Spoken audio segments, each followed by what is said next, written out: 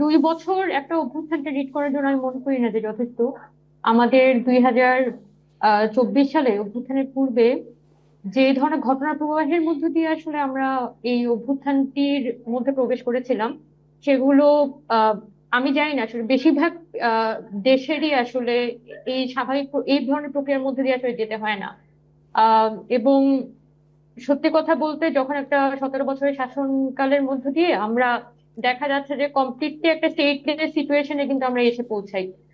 বলা যায় যেদিন আবু সাইদকে পুলিশ গুলি করছে, কেন পুলিশটা আসলে গুলি করার সাহসটা পেলো? ইটস বিকজ শেখ হাসিনা এবং তার যে সরকার ছিল তারা 17 বছর ধরে পুলিশকে এম্পাওয়ার করেছে। কেন হাইকোর্ট 5 জুনে রায় দিতে পারলো যে 56% কোটা ব্যবস্থা সেটা আসলে লিগ্যাল? এটা করতে পেরেছে কারণ সরকার দীর্ঘদিন যাবৎ এখানে দেখা যায় পাওয়ারের বিভিন্ন বিচার বিভাগ, শাসন বিভাগ এবং আইন বিভাগের মধ্যে যে একটা ক্ষমতার ভারসাম্য, সেটাকে ভেঙে চুরে সম্পূর্ণ দলীয়করণ করা হয়েছিল প্রত্যেকটা বিভাগকে।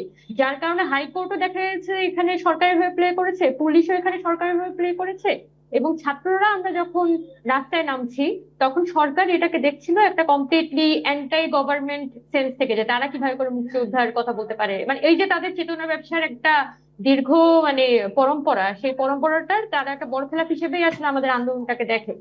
তো স্বাভাবিকভাবে মানে যে এই প্রক্রিয়াটা, যে প্রক্রিয়া আসলে আওয়ামী লীগ বাংলাদেশের আন্দোলনটা গুলোকে ডিল করতে অভ্যস্ত ছিল, এটা আসলে একটা গরম উত্থান বা একটা বিস্ফোরণের দিকেই আসলে দেশটাকে নিয়ে যেত। রাইট। তো এখন এই উমামা, বিষয়ে এই আমরা এই সবাই জায়গাটিতে মোটামুটি শিওর ছিলাম।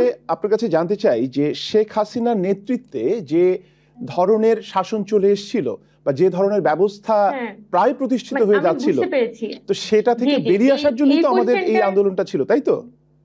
এখানে আসলে অনেকগুলো লেয়ার আছে। আমি যদি একবারে বলি যে হ্যাঁ এই পুরো সিস্টেমটা চেঞ্জ করে ফেলে আমাদের উদ্দেশ্য ছিল, সেটা আসলে পুরোপুরি সত্য না।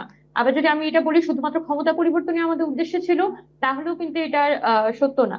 আমাদের, আমি এখন এসে যেটা মনে করি যে জুলাই অভ্যুত্থানের আসলে অনেকগুলো বলা যায় যে আহ, অনেকগুলো পালাবর্তন কি পালাবদল হয়েছে আর কি। ধরেন যখন 16 জুলাই আগ পর্যন্ত আমরা ছাত্ররা যখন আন্দোলন করছিলাম তখন কিন্তু আমরা কোটা সংস্কারের জন্য আন্দোলন করছি।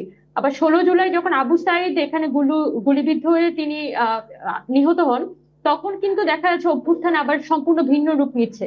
তো এবং জনগণকে সংগঠিত করার জন্য কিন্তু ওই ধরনের কোনো ডিসকোর্স এই পুরো 17 বছর ধরে ছিল না।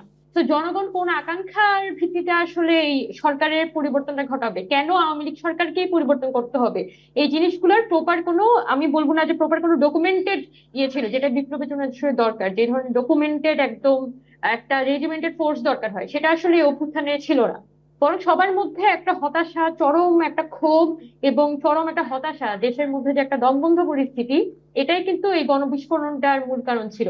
এই যে একটা ঠিক ধোঁয়াশা, এই অভ্যুত্থানটাকে ঘিরে যে এক এক গ্রুপের আসলে এক এক ধরনের প্রত্যাশা, এই প্রত্যাশাটারই এক ধরনের একটা আমি বলা যায় যে হেরফের থাকার কারণে অভ্যুত্থান পরবর্তী সময়ে এই ধরনের পার্থক্যগুলো তৈরি হয়েছে। তো আমি সেজন্য বলছি না যে, যদিও 3 আগস্টে যখন নাহিদ ইসলাম শহীদ মিনারে বলেছিলেন যে ফ্যাসিবাদী ব্যবস্থার পতন এবং নতুন রাজনৈতিক বন্দোবস্ত, এটাই হচ্ছে আমাদের ছাত্র জনতার অভ্যুত্থানের মূল স্লোগান।